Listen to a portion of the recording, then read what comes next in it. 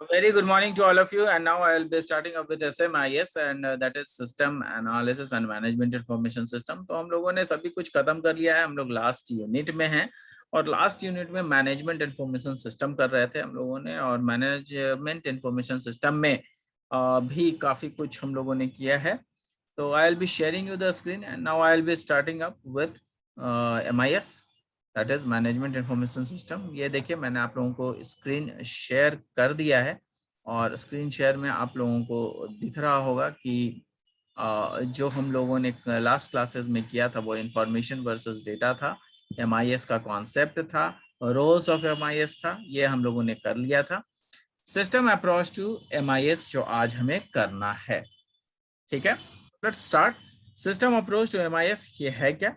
A system is a comprehensive assembly of parts becoming an organization to achieve the required goal। तो एक system क्या होता है? एक सिस्टम जो है ये एक कॉम्प्रिहेंसिव असेंबली का मतलब सिस्टम बेसिकली क्या है कि हम लोग जानते हैं कि सिस्टम एक पूरा का पूरा जो जैसे सॉफ्टवेयर है तो पूरा का पूरा सॉफ्टवेयर को हम लोग एक सिस्टम बोलते हैं, है ना।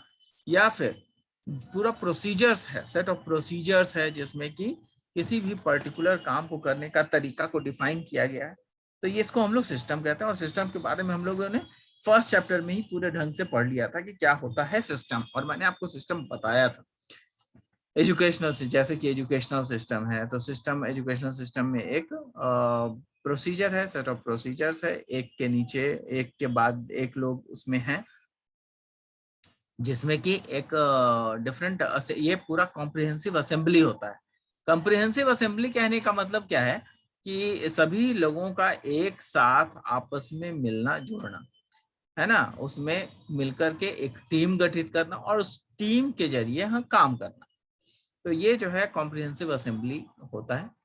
और यहाँ पे a system is a comprehensive assembly of parts becoming an organisation. तो ये सब कुछ मिल करके जितने भी टीम मेंबर्स वगैरह हैं, ये सब कुछ टीम मेंबर्स वगैरह मिल करके जो है एक ऑर्गेनाइजेशन का पार्ट बन जाता है। और ये जो ऑर्गेनाइजेशन का पार्ट है वो कुछ और नहीं है बल्कि उसी सिस्टम का ये हिस्सा है। मतलब अगर सिस्टम क्या की बातें करते हैं तो इसका मतलब ये है कि हम लोग उसके ऑर्गेनाइजेशन, जो ऑर्गेनाइजेशन है उसकी भी बात करते हैं। टू अचीव द रिक्वायर्ड गोल, तो बेसिकली हम लोगों को ये ऑर्गेनाइजेशन इसलिए बनाना पड़ता है ताकि हम लोग जो काम लेते हैं उस काम को बखूबी निभा सकें और एक पर्टिकुलर डायरेक्शन में उस काम को ले जा सकें और उस काम को फिनिश कर सकें। इसीलिए एक कोई भी सिस्टम बनाया जाता है। जैसे एजुकेशनल सिस्टम है, उसमें फर्स्ट सेमेस्टर में लोग एडमिशन लेते हैं, फिर 6 सेमेस्टर तक पहुंचते हैं और उसके बाद वहां से निकल जाते हैं और उसका डिग्री लेते हैं। तो ये जो फर्स्ट से 6 सेमेस्टर का जो ये जो जर्नी है उसमें फर्स्ट सेमेस्टर जो है 6 महीने में खत्म हो जाता है, फिर सेकंड सेमेस्टर 6 महीने में खत्म हो जाता है, फिर थर्ड सेमेस्टर में लोग चले जाते हैं, वो भी 6 महीने में खत्म हो जाता है, फिर फोर्थ सेमेस्टर में जाते हैं, फिफ्थ में जाते हैं, फिर सिक्स में जाते हैं। तो इस तरीके से 6 सेमेस्टर चलता है और 6 सेमेस्टर के बाद जो है अगर आप लोग पास कर जाते हैं तो आप लोगों को एक डिग्री मिल जाती है। तो it is basically a system part, है ना। आप एक सिस्टम के पार्ट बने और उस सिस्टम के पार्ट के जरिए आपने एक डिग्री हासिल की, है ना। A system is called open if it has interaction with the environment। System को ओपन कहा जाता है जब वो इंटरैक्ट करता है एनवायरनमेंट के साथ, जबकि whereas a system is called closed, system close कहा जाता है if it does not have any interaction with the environment। Environment के साथ अगर कोई भी इंटरैक्शन नहीं है तो उसको हम लोग क्या बोलते हैं? Closed system. A system is defined, described, understood by the boundaries।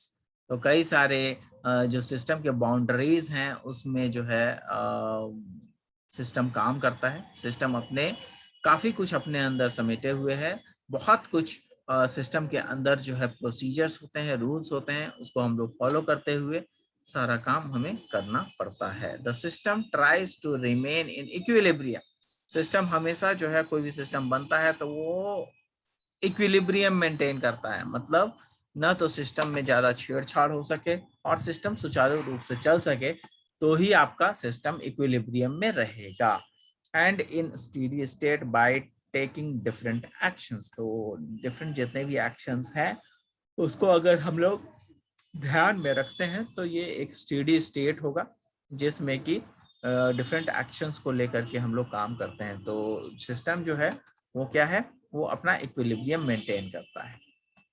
Next point है, a system helps in the middle management of MIS. MIS का जो मिडिल मैनेजमेंट होता है उसमें भी सिस्टम बहुत हेल्प करता है। मिडिल मैनेजमेंट किसको बोलते हैं, जिसमें कि हम लोग का प्लानिंग होता है, टारगेट सेटिंग होता है, कंट्रोलिंग होता है बिजनेस का, वो सब जो है मिडिल मैनेजमेंट में आता है, जिसको कि आगे मैंने लिखा हुआ भी है, which includes planning, target setting and controlling the business functions। ये सारी चीजें है इसमें। नेक्स्ट पॉइंट है, the system ensures that an appropriate data is collected from the various, और सिस्टम एंश्योर करता है कि अप्रोप्रिएट डेटा जो है हमें मिल जाता है डिफरेंट सोर्सेज से, जितने भी सोर्सेज हैं उससे हमें अप्रोप्रिएट डेटा या इंफॉर्मेशन मिलना चाहिए और मिलता भी है, ताकि हम लोग फर्दर जितने भी काम है उसको बखूबी जो है हम लोग निभा सके। टाइप्स ऑफ इंफॉर्मेशन सिस्टम, तो इंफॉर्मेशन सिस्टम के टाइप हैं। पहला है ट्रांजैक्शन प्रोसेसिंग सिस्टम जो कि टीपीएस कहलाता है। दूसरा है मैनेजमेंट इंफॉर्मेशन सिस्टम एमआईएस। तीसरा है डीएसएस डिसीजन सपोर्ट सिस्टम। और बहुत इंपॉर्टेंट है, ये बहुत इंपॉर्टेंट है कि आपका जो सिस्टम है वो कैसा हो, इंफॉर्मेशन सिस्टम कैसा हो, ट्रांजैक्शन टीपीएस कैसा हो, एमआईएस जो है, टीपीएस एमआईएस और डीएसएस, ये जो है इंफॉर्मेशन के सिस्टम के टाइप्स हैं। तो ये बहुत जरूरी है समझना कि टीपीएस क्या है, एमआईएस क्या है, डीएसएस क्या है। तो अब पहले सबसे पहले हम लोग टीपीएस में चलते हैं जो कि ट्रांजैक्शन प्रोसेसिंग सिस्टम है। It is a type of information system that collects, stores and modifies and retrieves the data transactions। तो इसमें क्या होता है कि ये एक ऐसा सोर्स है इंफॉर्मेशन सिस्टम का जिसमें कि जो डेटा है वो कलेक्ट भी होता है, स्टोर भी होता है और मॉडिफाई भी होता है। And retrieves the data transaction of an enterprise. तो इसमें जो डेटा है वो रिट्रीव भी होता है ट्रांजैक्शन के जरिए of the enterprise. A TPS is often contracted with batch processing। तो जो टीपीएस है ट्रांजैक्शन प्रोसेसिंग सिस्टम, वो जनरली जो है बैच प्रोसेसिंग सिस्टम के साथ इंटीग्रेट कर दिया जाता है। बैच प्रोसेसिंग सिस्टम जो है वो क्या होता है कि बेसिकली जो भी प्रोसेसिंग होता है उस प्रोसेसिंग में कितना कब कैसे प्रोसेस होना है, काम का किस तरीके से बंटवारा होना है, वो सब बैच प्रोसेसिंग करता है। which means many requests are all executed at a time। तो कई बार जो है जो बैच प्रोसेसिंग सिस्टम ये देखता है कि कितना रिक्वेस्ट एक ही बार, एक साथ, एक ही समय पे एग्जीक्यूट किया जा सकता है। मेकिंग ट्रांजैक्शन थ्रू एटीएम, तो अब यहाँ पे ये एक एग्जांपल है। एक एग्जांपल ये है कि एटीएम के साथ जब आप पैसे निकाल रहे हो तो हो सकता है कि कई दूसरे लोग जो है आपके एटीएम में ही उसी समय, जिस समय कि आप पैसे निकाल रहे हो उसी समय कोई लोग पैसे आपके अकाउंट में डिपॉजिट भी कर रहा होगा, तो वहां पर दो ट्रांजैक्शंस हो रहे हैं, है ना। तो making transactions through ATM by many person at a time, तो एक ही अकाउंट से कई सारे काम हो रहे हैं एक ही समय। There may be some delay while organising many request, तो बहुत सारे समय में ये डिले भी हो सकता है कि बहुत सारा जो रिक्वेस्ट है वो स्टोर ना हो सके, एग्जीक्यूट ना हो सके। तो there may be some delay while organising many request, बहुत सारे रिक्वेस्ट को ऑर्गेनाइज करने में भी ये डिले हो सकता है, स्टोर करने में, एग्जीक्यूट करने में। तो there may be some delay, ये डिले हो सकता है। इट हैज 3 कैरेक्टरिस्टिक, तो जो टीपीएस है उसमें 3 कैरेक्टरिस्टिक्स हैं। वो 3 कैरेक्टरिस्टिक्स क्या है? It has 3 characteristics which makes TPS real time processing. तो रियल टाइम प्रोसेसिंग के लिए 3 कैरेक्टरिस्टिक्स होने चाहिए। सबसे पहला है performance, many transaction at a time. तो ये जो परफॉर्मेंस है कि उसमें कई सारे ट्रांजैक्शंस एक ही बार में किए जा सकते हैं, ये पहला उसका कैरेक्टरिस्टिक्स है। दूसरा है रिलायबिलिटी। तो जो ट्रांजैक्शंस होता है वो रिलायबल होना चाहिए। मतलब अगर ट्रांसफर हो रहा है, पैसे का ट्रांजैक्शन हो रहा है, तो वो रिलायबल होना चाहिए।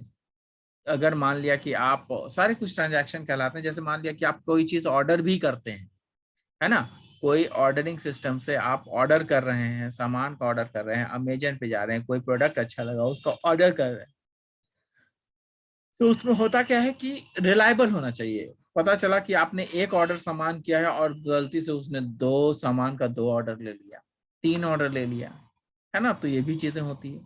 तो ऐसा नहीं हो, इसलिए जो है ट्रांजैक्शंस में बहुत ही सुचारू रूप से काम चलता है। ट्रांजैक्शंस जो है बहुत बढ़िया से होना चाहिए, रिलायबिलिटी के साथ होना चाहिए, है ना। रिलायबल ट्रांजैक्शंस होना चाहिए, मतलब उस पर हम लोग रिलाई कर सकें, उस पर भरोसा कर सकें। कंसिस्टेंसी, आगे क्या है, consistency. Transaction should be consistent. तो कंसिस्टेंसी में क्या है कि ट्रांजैक्शन शुड बी कंसिस्टेंट, मतलब जितना भी आपका ट्रांजैक्शन हो रहा है वो सारा ट्रांजैक्शन वेल मेंटेन्ड होना चाहिए और कहीं भी किसी चीज में कोई दिक्कतें नहीं आनी चाहिए। अगर आप ट्रांजैक्शन कर रहे हो तो हो सकता है कि आप अभी ट्रांजैक्शन अगर कर रहे हो तो वो ट्रांजैक्शन ऐसा नहीं होना चाहिए कि वो ट्रांजैक्शन आज नहीं होकर के कल हो, देन एंड देयर उसी समय हो जाना चाहिए, है ना। लेकिन गलतियां अगर कहीं हो गई नेटवर्क प्रॉब्लम के कारण तो it also gets revert back. अगर आप पैसे आप ट्रांजैक्शन करते हो तो 24 घंटे या 72 आवर्स में वो रिटर्न भी हो जाते हैं अगर कोई प्रॉब्लम आती है तो इसको बोलते हैं कंसिस्टेंसी, है ना। Enough to process all the request within a short period of time. इसका मतलब यही हुआ कि कंसिस्टेंट एनएफ होना चाहिए ताकि आपका सारा रिक्वेस्ट एक ही साथ प्रोसेस हो सके। कोई जरूरी नहीं है कि आप अगर ट्रांजैक्शन कर रहे हैं एक बार में एक जगह से अगर आप कुछ परचेज कर रहे हैं तो वही परचेज जो आपने किया है वही लास्ट है, ऐसा तो है नहीं। क्योंकि आपके जैसे बहुत सारे लोग हैं जो आप ही के समय में उसी समय ऑर्डर कर रहे हैं प्लेस। कई लोग जो है उसी समय ऑर्डर भी कर रहे हैं और कई सारे लोग उसी समय आप ही के साथ वहां पे काम भी कर रहे हैं, एक ही साथ ट्रांजेक्शन हो रहा है। तो उसमें भी कंसिस्टेंसी मेंटेन होना चाहिए सबके साथ जो है। ऐसा ना हो कि किसी का समय लग जाए किसी का समय ना लगे। It should be equivalent for all. Next है MIS। MIS क्या होता है? It is the study of people, technology, organisation and the relationship among them. तो ये MIS जो है वो क्या है, ध्यान से समझिएगा। MIS वही MIS है जो हम लोग कर रहे हैं, मैनेजमेंट इंफॉर्मेशन सिस्टम है। तो ये एक स्टडी है किसके बारे में, जो हमारे कस्टमर्स हैं, पीपल हैं, जो डेवलपर्स हैं, उन सब के लिए एक स्टडी है। किसकी स्टडी है? टेक्नोलॉजी की स्टडी है। कौन करेगा? पीपल करेगा। किसके बारे में करेगा? ऑर्गेनाइजेशन के बारे में। और क्या करेगा? उनके रिलेशनशिप के बारे में करेगा। हमेशा याद रखिएगा, it is the study of people, technology, organisation and the relationship, है ना। पीपल कौन? जो कस्टमर है, जो डेवलपर्स हैं, जो ऑर्गेनाइजेशन है के जो लोग काम कर रहे हैं, है ना, वो सब पीपल। टेक्नोलॉजी के बारे में आपको जानना पड़ेगा। आपको टेक्नोलॉजी किसके लिए है? तो कहीं ना वो जो टेक्नोलॉजी है कहीं ना कहीं बन रहा है, कहीं ना कहीं किसी ऑर्गेनाइजेशन में वो कहाँ से जुड़ा हुआ है, तो organisation and the relationship among them. तो याद रखिएगा, people, technology, organisation and the relationship among them. तो वही रिलेशनशिप का काम होता है। MIS helps in realizing maximum benefits from the investment. MIS helps in realizing maximum benefits from the investment. MIS जो है वो हेल्प करता है, MIS helps in realizing maximum benefit from the investment. तो मैनेजमेंट इंफॉर्मेशन सिस्टम जो है वो help करता है ये रियलाइज करने में कि आपका जो मैक्सिमम बेनिफिट है इन्वेस्टमेंट के साथ वो कैसे हो। Maximum benefit from the investment made, है ना। different resources and business process, है ना, different resources and business process. Here the outcome should be efficient and effective as compared to resources exists. यहाँ पर जो आउटकम है वो एफिशिएंट होना चाहिए, इफेक्टिव होना चाहिए. जितने भी रिसोर्सेज हैं एग्जिस्ट कर रहे हैं उसके. रिसोर्सेज क्या होते हैं? किसी भी ऑर्गेनाइजेशन के अंदर जितने भी चीज होते हैं सब उसके रिसोर्सेज होते हैं. आपको मैंने पहले ही बताया. तो जैसे अगर ऑर्गेनाइजेशन है तो उसके जितने भी एम्प्लॉयज हैं, डेस्क, चेयर, टेबल, सब कंपनी के या ऑर्गेनाइजेशन के रिसोर्सेज है ना. जितने स्टाफ मेंबर्स हैं सब कुछ जो है कंपनी के रिसोर्सेज. तो MIS helps in realising maximum benefits from investment. तो जितना भी MIS क्या करता है, जितना आपने इन्वेस्टमेंट किया है उससे बहुत ज्यादा इन्वेस्टमेंट, उस बहुत ज्यादा मैक्सिमम बेनिफिट हो, उसके लिए वो काम होता है. इन्वेस्टमेंट में different resources and business process. Here the outcome should be efficient and effective as compare to the resources exist.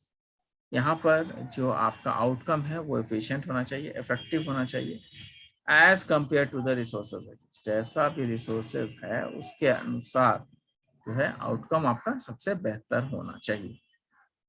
मतलब जो आप लागत लगा रहे हो और जो आपका मेहनत है उसके ऊपर जो बेनिफिट मिल रहा है वो सबसे बेस्ट होना चाहिए. यही MIS का सबसे बड़ा टेक्निक है. नेक्स्ट इज DSS, है ना. DSS क्या होता है? देखिए मैंने यहाँ पे बताया, डिसीजन सपोर्ट सिस्टम होता है ना. तो डिसीजन सपोर्ट सिस्टम में क्या होता है? It is mainly a computer programme. ये क्या है? एक कंप्यूटर प्रोग्राम है. Applications used by middle management of MIS to compile information from a wide range of sources. तो it is mainly a computer programme. ऐसा कंप्यूटर प्रोग्राम है जो कि एप्लीकेशंस, कंप्यूटर प्रोग्राम एप्लीकेशंस बनाया जाता है. हम लोग चूंकि सॉफ्टवेयर फील्ड का बात कर रहे हैं, सॉफ्टवेयर फील्ड में ही जो है हम लोग बात कर रहे हैं, तो यहाँ पे जो भी बातें होंगी वो सॉफ्टवेयर रिलेटेड बातें होंगी. तो यहाँ पे जो सॉफ्टवेयर रिलेटेड बातें हैं वो ये हैं कि जो एप्लीकेशन यूज होता है मिडिल मैनेजमेंट MIS के द्वारा, वो मिडिल मैनेजमेंट में आपका प्लानिंग आता है, आपका सोर्सेज आता है, आपका डिसीजन आता है, आपका डिजाइनिंग आता है.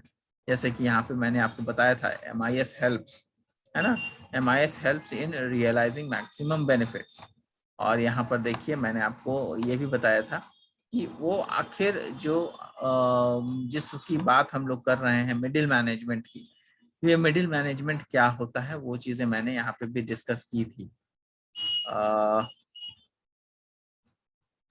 देखिएगा तो मैंने मिडिल मैनेजमेंट की बातें की थी, शायद लास्ट पेज में है.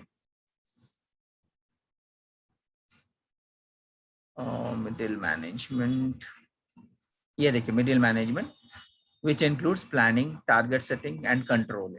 तो ये तीनों चीज इसमें भी रहेंगी. तो it is mainly a computer program application used by middle management, जहाँ पे कंट्रोलिंग अथॉरिटी भी हो, और of MIS to compile information from a wide range of sources. जितने भी सोर्सेस हैं उससे उनमें से चूज करके हमारा क्या निकल रहा है, क्या डिसीजन होना चाहिए, आखिर फाइनली हमें क्या करना है, वो सारा चीज डिसीजन सपोर्ट सिस्टम्स में चलता है ना.